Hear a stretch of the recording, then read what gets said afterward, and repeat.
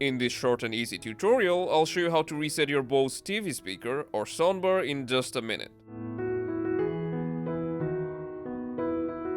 Resetting your Bose soundbar is very simple. You just simply need to turn it off using the remote.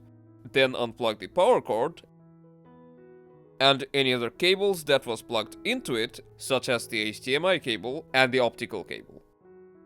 It is also a good practice to unplug them from the devices your soundbar was connected to. Now we will wait for at least a minute while it's disconnected from the electricity. In the meantime, if it's paired with any devices via Bluetooth, then you should forget or remove your Bose speaker from those devices before you power it back on.